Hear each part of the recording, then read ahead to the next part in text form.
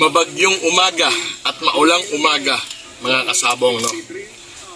Narito tayo sa Kaagpas, Marikina, at para pabakunahan ang ating mga materyales na gagamitin ngayong early bird breeding.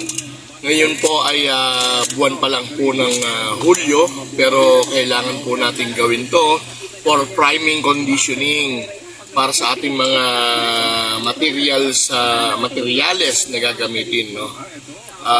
Kahit bumabagyo, ngayon po ay may bagyong Dodong, pero ayan, napakamaulang umaga.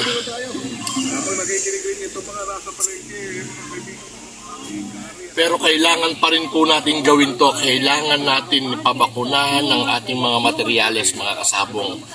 Kasi iyan po ang pinaka-importanting bagay na maitutulong natin sa ating mga manok, no? Para ang ating mga ipoproduce na sisiu ay puro sila healthy, maging healthy sila paglabas sa kanilang itlog. Dahil importante, may bakuna ang nanay. Siyempre, paglabas ng sisiu, magpapabakuna rin tayo para sa mga sisiu. Importante yan dahil sa papalit-palit na weather ngayon, mga kasabong, no? Talagang abnormal na ang panahon ngayon. Kaya kailangan natin protektahan ang ating mga sisiu. Yan ang step 1 na gagamitin natin para sa pagpapalaki ng ating mga sisiu. Yan ang pinaka-pundasyon sa pag-aalaga ng malulusog na sisiu, mga kasabong. Sa priming pa lang, dapat naka-prepare na kayo. Hindi yung sisiu, pakain, hindi po ganon. Kailangan priming to sisiu to stag. Kailangan naka-prepare tayo para dyan, no? Yan, nakita nyo. Ito, puno po tayo, puno po tayo ng materyales. Yan.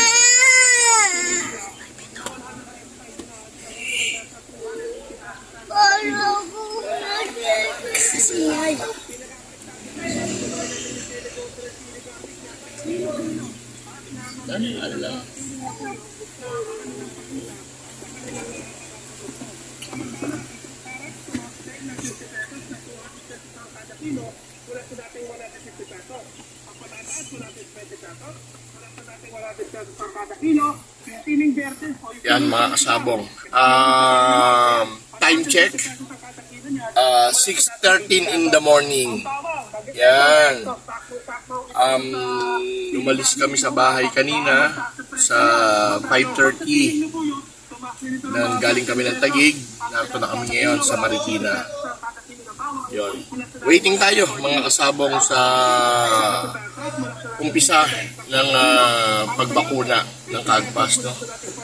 Nagsisimula ito siguro mga 7 to 7:30, pinaka-late na 8.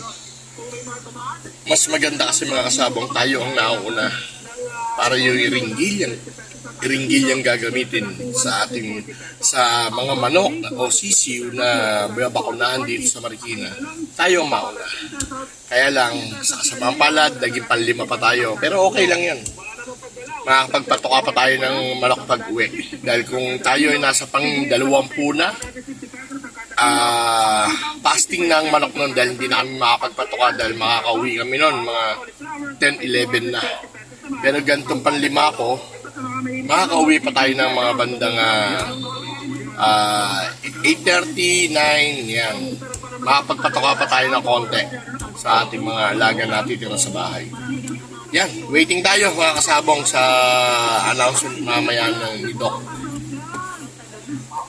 Kain mo. Kain mo. Kain muna tayo. Pansit. Pandesal. Sa maulang umaga, mga kasabong. With coffee. May baon akong coffee, mga kasabong. Baon tayong kape. Kapit pandesal. Yan.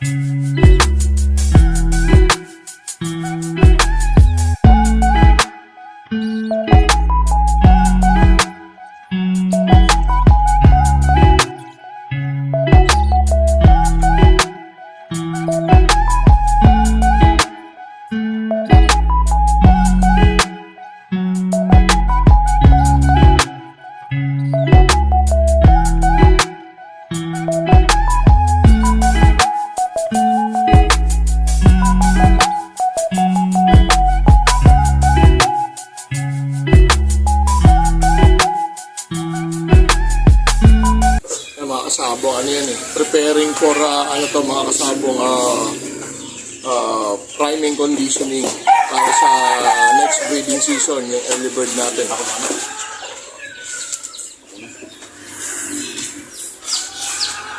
Pagka nabakunahan nyo na yung mga materialis ng mga kasabong, good for 6 months naman yan. Kaya kahit hanggang national breeding, pwede naman, abot ng late born. Pero kaigihan to, hanggang national lang. George!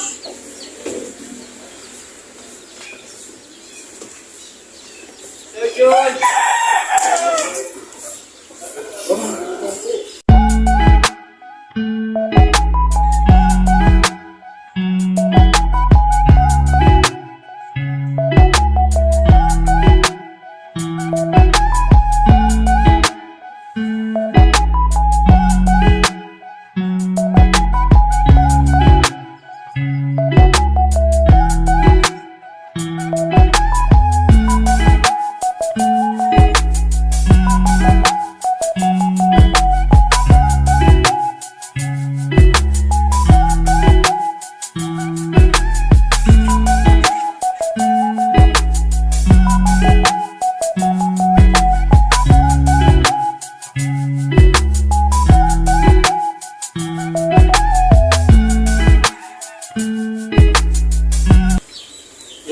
Tinago natin mga puting kulit, mga kasabong.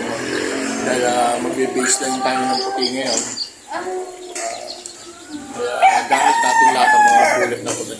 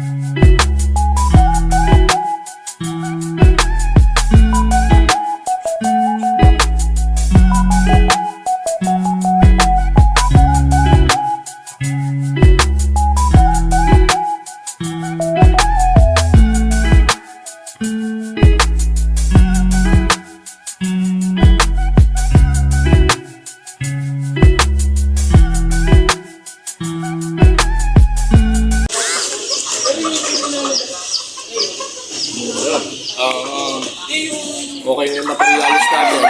Ang ipunin na lang natin, mga kagamitan para sa breeding season. Tulad ng vitamins, itlog,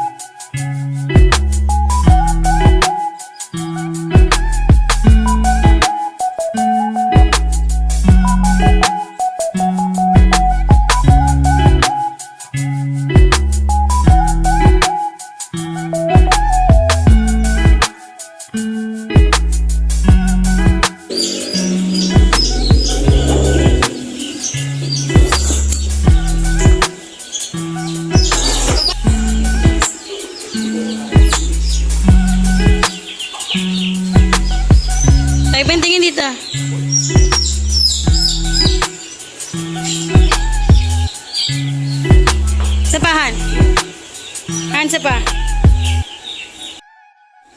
Yun, mga kasabong, no? Nabakunahan na, tapos ng bakunahan ng ating mga materyales. Ready na po ito para sa next breeding season ng Early Bird 2023. Ngayon, wala na tayong intindihin. Tapos na natin bakunahan. Ang intindi na lang natin, mag-ipon tayo ng mga suplemento na gagamitin naman sa early bird breeding. Like vitamins, yung enhanced na pampaitlog, yan, mga vitamin E, multivitamin, tulad ng mga powder. Ako ginagamit ko kasi Egg 1000, Vitamin Pro, puro sa powder yan. Yan, kailangan natin mag-ipon yan. At saka meron pa nga pala yung pang-priming natin. Kailangan natin na antibiotic.